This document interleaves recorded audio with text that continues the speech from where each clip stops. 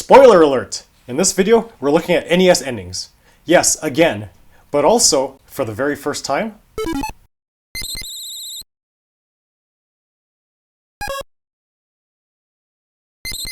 Hi everyone, John here. Over 2 years ago, already, I reviewed Rey Esteban's book, the NES Endings Compendium, years 1985 to 1988. It's a retro gaming reference the likes of which I had never seen in book form, a compilation of endings of games from the Nintendo Entertainment System in its first few years. Loving its unique content and polished presentation, I gave it a high rating of 4.5 out of 5 and encouraged everyone to buy it. It's not my place to speak for the consumer, but everyone should buy it. While eagerly awaiting the second volume, which would have been just the games of 1989, there were some changes behind the scenes. And the gist of it is that Press Run, a limited run imprint, is now the publisher, and the original book's content has been revised and repackaged with 1989 added to it. So this is again the first volume, upgraded and now titled NES Endings Compendium, Volume 1, 1985 to 89. If you want to see my review of the previous version, click up here if the card link is there, or else in the description. For those of you that have that 1985 to 1988 book, maybe hold on to it because it's discontinued, but you should still consider picking up this new version. Besides the addition of a whole year of games, obviously, there are other differences in this revision. Before I get into this, a quick reminder, if you like geeky content like this, please hit that thumbs up to like this video, and consider subscribing. It helps this channel out a lot. Thanks. Let's first check out this cover by artist Stephanie Sabidlo, who you may remember also did the art for A Guide to Japanese Role-Playing Games, which I reviewed earlier. The art shows the endings of 4 popular games that NES fans are likely to recognize. And if you don't, well, you'll learn about them in here. The collector's edition includes a slipcover with the ending of Ninja Gaiden, adorned with black diagonal bordering and other touches which reference the box design of some of LJN's NES games. Also with the collector's edition are 10 art cards by Greg Mello, featuring scenes of the finales or climactic battles for 10 classic NES games. They are numbered, and I find it funny that the card with the number 1 is the goriest ending. You know the one. Back to the book itself, the overall presentation and the type of content are the same between these books. But as for the actual content, the book has more than doubled its pages, mostly by adding 1 year, as 1989 was definitely a strong year for the NES, adding about 100 games. How many games are featured here? I counted 247 distinct games, all of them released in North America, except for Devil World, which was released in Europe, plus 32 regional variants, all of them Japanese, except for Probotector, the European version of Contra, and I'm counting the 2 Japanese versions of Gradius as separate. Covering all these games also mean that 3 re-releases and 4 compilations are included too. I'm not counting Short Order Explode as a compilation, I consider that just one game. So I guess more accurately, I'm counting cartridges. That comes out to 286, which is a nice round number, as you can see all the games fit neatly on the screen here. Though there's also a 287th game, The Goonies, and I'm sure there's some joke about why they're not good enough for this collage here. It's also unlisted in the table of contents, but you can find it included with The Goonies 2. The original The Goonies was released on the Nintendo Versus System and PlayChoice 10, 2 arcade systems based on Famicom and NES hardware. So technically, the game did get a North American release, just not on an NES cartridge. So, as before, Famicom or Famicom Disk System exclusives are excluded, but Japanese versions of Western games are mentioned when notable, usually in regional corner segments for their corresponding NES versions. Devil World wasn't originally released in North America, though it does now have a Nintendo Switch Online NES app release. But it being here shows that we may be seeing some PAL region NES exclusives featured later on in this series. In this first volume, it's just one of the 53 games that don't have endings at all, mentioned in the Endless Pit, only to be thorough. So, how many endings are there? Some of the counts of endings have been clarified since the original book. For example, Kid Icarus was said to have 5 endings, but now says it's really just 1 ending with 5 possible variations. So if my counting is accurate, there are now 267 endings with 100 variations. The variations thing is sometimes a bit tricky, and I'm counting the endings of regional variants as separate, even though the book doesn't always do this. But however you count it, that's a lot of endings for a lot of games. Rey Esteban deserves some praise for enduring and overcoming all these NES games, and as you know, many games from this era are quite challenging. Vicariously experiencing these endings seems to be the selling point of this book, as seen on the blurb on the back. The additional pages aren't all for 1989. A handful of games from 1987 and 1988 got expanded coverage. 7 games got a whopping 2 more pages, including the 3 big Part 2s on the NES known for being different. Super Mario Bros. 2, Zelda 2 The Adventure of Link, and Castlevania 2 Simon's Quest, which all go from 4 pages to 6. Over 20 games were upgraded in terms of how their endings are presented, moving up into more prominently featured sections. Some were originally in the Endless Pit section, but are now in the Ending Cottage, or first appeared in the Ending Cottage, but are now featured in the main yearly sections. Curiously, I did notice one downgrade. The original book has Hogan's Alley in the Endless Pit, with a short description and a partial screenshot. But now in the 1989 revision, only appears on a list with other games that get nothing. So you get nothing!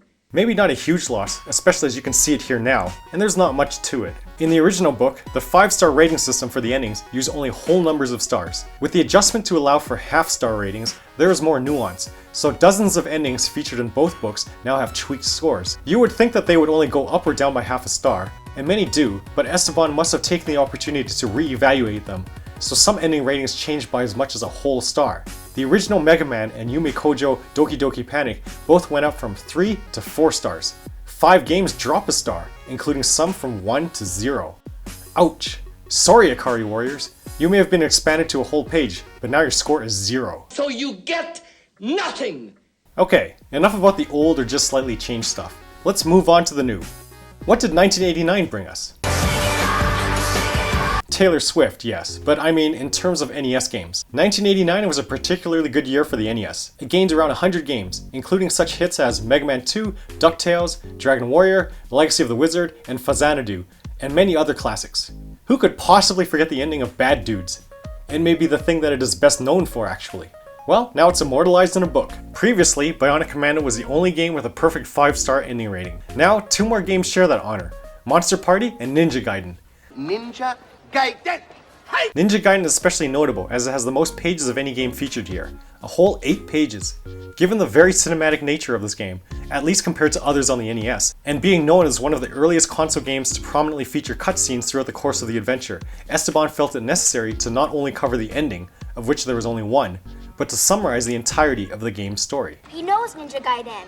Sure, many other games here also have a full game recap, but none are as thorough or as long as Ninja Gaiden's, which certainly deserves it. As for Monster Party, quirky as the ending is, I can't help but wonder if gore also plays some role in its high rating, like in Bionic Commando, or if it's just a coincidence. Either way, it's here in its gory glory, on only 2 pages. Content from regional variants is included for 13 games from 1989.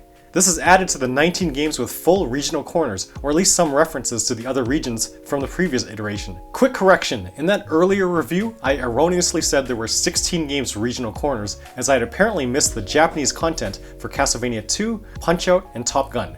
Sorry about that. Along with 1985's Devil World retroactively added to the Endless Pit, that's now 33 games covered that might be new to North American NES fans. This is also particularly interesting because, while there are only a couple of exceptions, Super Mario Bros. 2 and Bad Dudes, where the American version is better than the Japanese Famicom equivalent, you can confidently expect the ending ratings of Famicom versions of games to be either equal or better than on the NES versions. That's just how it is, with games usually released in Japan first, but then subject to localization choices, including removing things due to cultural differences and censorship. Karnov was earlier cited as an example of the biggest difference in score due to this: 0 stars for the American version and 3 stars for Japan's 3 endings. Though 1989's Gyruss only has 1 ending, there is a larger gap between the regional versions, 0 to 3.5 stars.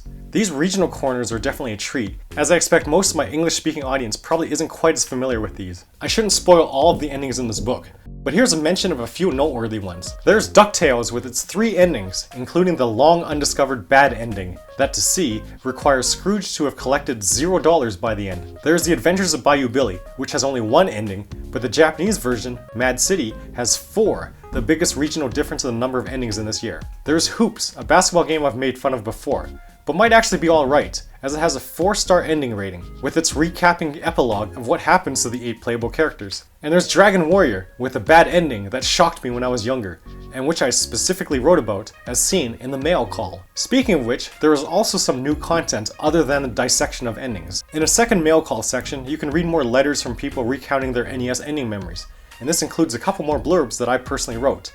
This time about Dragon Warrior, as mentioned, and also Blaster Master. There is also a 4-page declassified section in the vein of Nintendo Power's popular classified information feature, which reviewed passwords, tricks, and cheats. Here, 9 games are featured, with codes and passwords to jump to the last stage or boss, fitting for the whole theme of endings. For example, here's the password for the dream fight in Punch-Out, if you didn't already know it. I really thought you were a citizen, though. You gave me your social security number. I gave you the code to get directly to Mike Tyson and Mike Tyson's Punch-Out. 007-37-3596. Declassified and the mail calls add some variety and further emphasize its homage to magazines like Nintendo Power, if that wasn't clear from the overall formatting of the entire book, besides being mentioned in the preface on the first page. On the topic of presentation, that's how we segue into the great bits. What I really look for when it comes to retro gaming books is presentation. Info is info, and a lot of it, in general, is Googleable. Not that websites can't also be pretty, but there's usually more of a commitment to putting things in print. So when I get a physical book in my hands, it's nice to see intentional layout and design choices that show the creator cares about making the most of this medium of ink on paper. And no question about it, Rey Esteban surely went for it. As I praised in the original review, the classic magazine style is fitting and looks great. The NES and magazines like Nintendo Power go hand in hand, as their heyday was in the pre-internet era. So when I think of 8-bit Nintendo games, often I also recall how I've seen them in magazines. Each game here, at least when presented in the main yearly sections, has a unique background and bordering. There are other little touches, like various screenshots and random sprites or sprite collages, like for Mega Man 2 and Strider and several others. There's clearly a lot of effort put into dressing up each page its own way, but even so, there's a consistent layout and general aesthetic overall, so the whole book's feel is cohesive and slick. The regional corner stuff is very appreciated, because as an English speaker living in North America, obviously my gaming insights are skewed towards, well, North American games in English. And having read about North American NES games like a half dozen times in recent years, on top of my own decades of personal NES experiences, the regional corners present a lot of interesting info about Famicom versions that is new to me. It's not always related to endings, like comparing the names of characters in The Adventures of Bayou Billy to its Japanese counterpart, Mad City, though I suspect this sort of thing is to take up space for formatting purposes.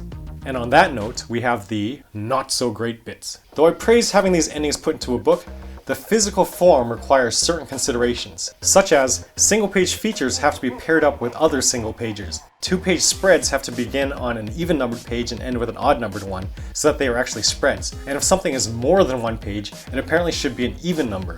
There are no 3 or 5 page features here. These nuances in bookmaking affect how much content there is per game, as well as where they appear. Not all video games are created equal, and in the NES days, when they were really evolving, you could have anything from those early black box games with unending arcade-style gameplay, to some of the first console RPGs and adventure games with epic stories laden with cutscenes. So naturally, their endings ranged from non-existent to grand epilogues. And thus, for formatting purposes, I understand why the games with chunky closures make up the main sections, while some feeble finales end up in the ending cottage or the endless pit. However, there are games that I'm not sure if I agree where they go. For instance, most of the games in the ending cottages are those that take up less than a page to showcase. But Athletic Road and Mighty Bomb Jack take up one whole page each in 1987's ending cottage. There are many games that are single page in the main section, so why wouldn't these two be there as well? And since there are a pair of them, it would be easy enough to include there without disrupting the 2-page spreads. And then there's the Endless Pit, which really feels like it could be 2 different sections. The first part is for games that are described as having narrative progression, but lack endings, or at least conventional endings. There are screenshots and text, but other than having either not applicable or 1 with quotation marks as the number of endings, I don't know if this really needed to be its own section, and it's otherwise identical in size and format to the games featured in the ending cottage, just not tied to a particular year. And then the second part of the Endless Pit are the ones that are truly endless, so they are merely listed by name with no description, and some don't even get a title shot. So though I pointed out that, hooray, there's Devil World, the series now has European content, it's literally just the 2 words of the title here. I would have put the games that are in the first part with the ending cottage instead, as they're so similar anyway, and it would be better to keep it more chronological. And then the Endless Pit should really be just the second part that's only a list. Revisions from the first version moved some games from one section to another, all to bigger and better ones, except for Hogan's Alley.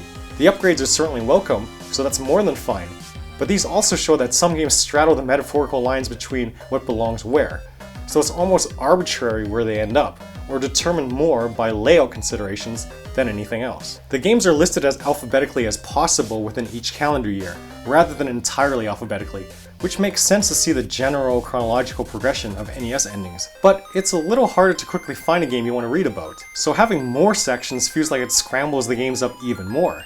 I know it's probably easier said than done to handle all these game endings taking up different amounts of space while trying to maintain an alphabetical within chronological order. Maybe I'm just being dramatic about the inconvenience of having to check the table of contents every time I want to find something specific. I certainly can't fault Esteban for being considerate about layouts for both aesthetic and feasibility reasons. It's just that I wonder how much better this book would be if, for example, every game had at least a full page and not have to worry about economic concerns like how the number of pages affect production costs. One can dream. Thankfully, there's nothing major about the content itself to be concerned about, like factual or spelling errors. Outside of the in-game English, of course. Maybe Zero Suit should have been capitalized, but I guess Zero Suit Samus wasn't really a proper name until E3 2006. Maybe that's debatable. But also on the Metroid page, I still disagree with how the ending requirements are presented, as they don't say what happens between 2 to 3 hours, 4 to 5 hours, and 9 to 10 hours. I believe the intention is to ignore the minutes, so if your clear time is 2 hours and some minutes, you get this ending. But I feel like it wouldn't have been hard to clear up the ambiguity. And then there's the cover. I have no issue with Stephanie Sabilo's incredible art. As I said in another video, I'd like to commission something from her one day. No, my concern is for the slipcover. Again, not the Ninja Gaiden artwork, but the design for the rest of it. Why imitate LJN? If you wanted to replicate a style of NES box art, there are certainly many styles you could choose from. There were 70 publishers of NES games, and a considerable number of them employ signature designs for their boxes. Esteban is surely aware of this, as some are used for the yearly section's intro pages, a subtle improvement over the original book. Many of these designs only lasted for a handful of games, but some were used for bucket loads, and are still remembered today. Capcom and Konami's box designs are especially memorable, and it helps that there are many of these games, including beloved multi-sequel classics. When references and homages are made to these, they are surely recognized. It's true that many of the other designs aren't as remembered. When has anyone ever waxed nostalgic over the Kemco Seika triangles or the Taxon borders? But LJN is a bizarre choice, because unlike Capcom and Konami, the only reason people remember LJN is because their games infamously aren't good. Back to the Future and the Uncanny X-Men? Just horrendous. I will say that Friday the 13th isn't as bad as people like to say it is, but even if that game is underappreciated, the point about LJN's infamy still stands. The NES's game library began with a flurry of Nintendo's black box games, so that particular look is perfect for the first volume chronologically. Maybe it's because it was used on the cover of the discontinued up to 1988 version, but I don't see why it couldn't have been readapted for the 1989 version. Or how about the silver boxes? Or Capcom's grid design, as that was only used for their earliest games, it might seem out of place if used in a later volume. The first volume covers about a third of the NES library, so that might seem like the whole series should be 3 books at this rate, though I expect there will be more bigger games with fancier endings, and fewer games in the endless pit moving forward, so the number of volumes could easily go to 4 or even 5. If there's going to be a different design for each cover, like the yearly intros, I fully expect later volumes to use Konami's silver backdrop and Capcom's purple border. Not sure what else. Maybe Ultra's black corners, which is similar to LJN's actually, so maybe that's another knock against using LJN's. Maybe end with the red banner at the top seen in most of the later games, regardless of publisher. I don't really know, I guess just about anything works, but to look like an LJN game is just an odd choice. Conclusion! Now, I may have griped about unavoidable formatting challenges and disagreed about inconsequential cover design choices, but maybe it's because I have to really reach to be critical about this, as ultimately, NES Endings Compendium Volume 1, 1985-89 remains among my favorite NES books due to its unique content and its polished presentation. But I guess the real not-so-great bit is that it is incomplete. I mean, yes, it has the games of 1985 to 1989, but I mean, we have to wait a while to get the remaining volumes to see all of the NES game endings. I definitely look forward to seeing the rest of the series, and might be able to overlook the minor gripes once it's all done. But for now, I'll give this a 4.5 out of 5. Which is still a high recommendation. You can purchase this book from Limited Run at the link below, and please consider buying this if you have even an iota of interest. Everyone should buy it. Doing so will support Rey Esteban's efforts and make it more likely that we will get additional volumes of the NES Endings Compendium. And we do want this to get into the 1990s. There's still 2/3 of the NES library to go. 1990 is the last full calendar year before the Super NES arrives in North America. And so the NES fires on all cylinders, and that year alone will bring us Mega Man 3, Castlevania 3, Final Fantasy, Ninja Gaiden 2, Little Nemo the Dream Master, Crystalis, River City Ransom, Super C, Double Dragon 2, and of course, Super Mario Brothers 3! And maybe you know how these popular games end, but how about the criteria for how to get the multiple endings in Maniac Mansion? Or do you wonder if Spot the Video Game and the Miracle Piano Teaching System have endings? We'll see all this if Esteban can make a Volume 2 for 1990. So again, pick up this 1985 to 89 volume if you are the slightest bit inclined. If you're still feeling supportive and want to see more geeky content, NES or otherwise, you can also help me out without spending a penny. I've often said to please subscribe and like and share this video, but it's getting to the point where I really need these videos to be seen more to justify the time and effort it takes to make them. If you're hitting that subscribe button or are already subscribed, thank you so much, it means a lot. It truly does. Let's prevent this channel from getting its ending too soon. You've reached the end of this NES Endings Compendium review. Thanks to Rey Esteban for this review copy, once again legitimizing me as a book reviewer. And apologies to Rey and everyone else expecting this review that it took so long for me to get around to doing it. I'm so behind on my videos, mostly because of my Japan trip last year. So check out that whole 10-episode John and Jason Japan series if you want to see what Jason and I got up to in Osaka and Tokyo last year. Or if you're just about the NES stuff, then check out a video I spent a lot of time making, the one with 1 minute of music from every NES game. That'll be a good thing to play in the background during your workday. Now, I've got to get to work on my next video. So, that's it for this one. Keep playing, keep reading, and keep geeking out. See ya! I'm probably going to use the beta editor on the Adobe that edits the text and then it edits the video accordingly. Sorry, Akari Warriors. You may have been expanded to a whole page, but now your score is 0. Is that funny? Or what? We're stopping now. Why is that funny? Ouch. Ouch. Why is that funny? Are you trying to come up with stuff for the blooper reel or something? Given the very... I can't. What's so funny? What'd I do? Nothing. Before. It's so funny that we dissed Akari Warriors? Somehow it's so funny to Chase that the Akari Warriors get like 0 stars. I don't know.